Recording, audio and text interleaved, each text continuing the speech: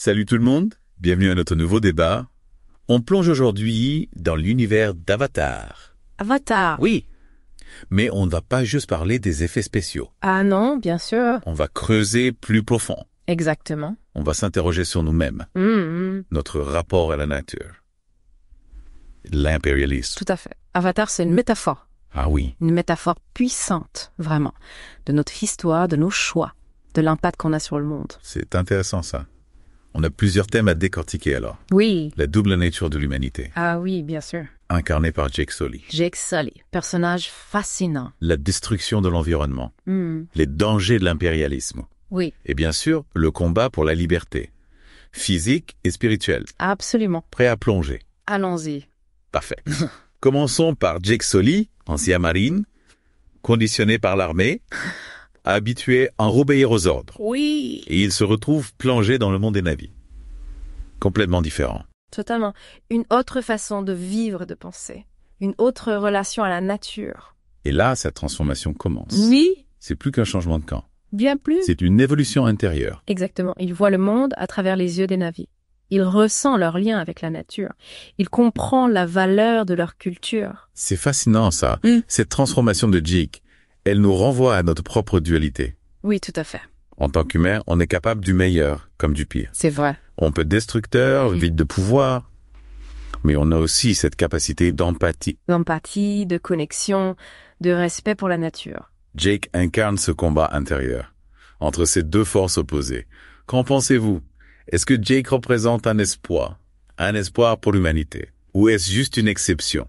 C'est une question difficile, mais le film nous montre les conséquences de certains comportements. L'impérialisme de la RDA, leur soif de ressources, leur mépris pour la culture ma vie, pour l'environnement, un miroir effrayant de notre propre histoire. On peut faire le parallèle avec la colonisation, l'exploitation des ressources, la destruction des cultures indigènes, les dégâts écologiques qu'on inflige à notre planète. Le film nous force à réfléchir à notre responsabilité Oui, en tant qu'espèce dominante sur Terre. absolument. Et la destruction de l'arbre des hommes, c'est un moment fort du film. Oui, vraiment. Plus que la destruction d'un arbre, c'est l'anéantissement d'un lieu sacré, un symbole de la culture Na'vi, de leur histoire. Une image forte qui nous rappelle les conséquences de la destruction des écosystèmes. Exactement. La perte de la biodiversité. On comprend que les enjeux sont énormes. La survie des navires est menacée. Et c'est là que la liberté prend tout son sens. Ah oui, la liberté. Le combat des navires, c'est plus qu'un combat pour leur territoire. Oui. C'est un combat pour leur liberté, Eh, leur droit de vivre en harmonie avec la nature, selon leurs traditions, leurs valeurs. tout à fait. Cette liberté, elle se manifeste sur deux niveaux. Deux niveaux. Un niveau physique. La résistance armée contre la RDA et un niveau spirituel, indissociable de leur lien avec la nature. Intéressant. Pour les navires, la liberté. Et ce n'est pas dominer la nature, c'est être en communion avec elle. Une vision du monde opposée à celle des humains. Oui, on cherche à contrôler, à exploiter, à posséder. Jake, en embrassant la culture Na'vi, en devenant Toruk Makto, il incarne cette liberté sur les deux plans. C'est vrai. Il est un guerrier qui protège Pandora, mais aussi un être en paix, avec lui-même, avec la nature. Sa transformation.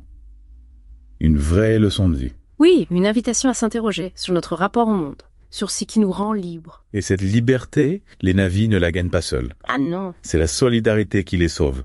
L'union des tribus, l'aide des créatures de Pandora. c'est pour ça. Le film nous montre la puissance du collectif, la force de l'unité, de la coopération. Un message d'espoir. On peut vaincre un ennemi puissant si on est unis, si on se bat pour les mêmes valeurs. Exactement. Mais la fin du film nous laisse avec une question. Est-ce que les humains ont appris de cette expérience? Ont-ils compris la valeur de la vie sur Pandora? Le respect qu'ils doivent à cette planète? À ses habitants? C'est la grande question. Cameron ne donne pas de réponse, Non. Il nous laisse avec cette incertitude, ce doute. qui nous force à réfléchir. Avatar nous pousse à nous interroger sur nous-mêmes. Notre place dans l'univers, nos choix. Les conséquences de nos choix, pour notre avenir, pour celui de la planète. C'est la force du film. Il nous divertit, mais il nous éveille aussi. Il nous fait réfléchir. Il nous donne envie de changer le monde. C'est ce qui le rend si puissant, si inoubliable. Ce qui est fascinant avec Avatar, c'est la richesse des symboles, Oui. les métaphores. Ah, On pourrait passer des heures à décortiquer le film. ah oui, chaque détail. Chaque personnage. Les créatures. Le film fonctionne à plusieurs niveaux. Oui. Il y a le spectacle, l'aventure, mais aussi cette profondeur qui nous fait réfléchir. Exactement. Sur des questions essentielles. La force d'Avatar, c'est ça. Il nous touche par son esthétique. Oui. Mais aussi par son message. Un message universel. La lutte pour la liberté, la protection de la nature, la recherche de sens, dans un monde de plus en plus technologique. Des thèmes qui résonnent aujourd'hui. Notre planète fait face à des défis énormes. Le film nous rappelle qu'on n'est pas seul. Non. On fait partie d'un écosystème complexe et fragile. Chaque action a des conséquences. Oui. Sur l'environnement. La société. Notre esprit. Avatar nous encourage à nous reconnecter à la nature, à redécouvrir cette sagesse qui nous lie au vivant. Retrouver le sentiment d'appartenance à une communauté, à quelque chose qui nous dépasse. Repenser notre place dans l'univers, le sens de notre existence. Et agir, à notre échelle. Oui. Pour un futur meilleur. Plus juste, plus durable, plus harmonieux. Avatar, c'est un appel à l'éveil, à la conscience, à l'action. Un film qui nous donne envie d'y croire, en un avenir meilleur, où l'humanité aura appris à vivre en harmonie, avec la nature, avec elle-même. Merci de nous avoir suivis dans ce débat sur l'univers fascinant d'Avatar. Merci à vous. On espère que ça vous a donné envie de le revoir, d'approfondir ces questions. Oui. Et de contribuer à votre manière à un monde meilleur. Absolument. À bientôt pour un nouveau débat.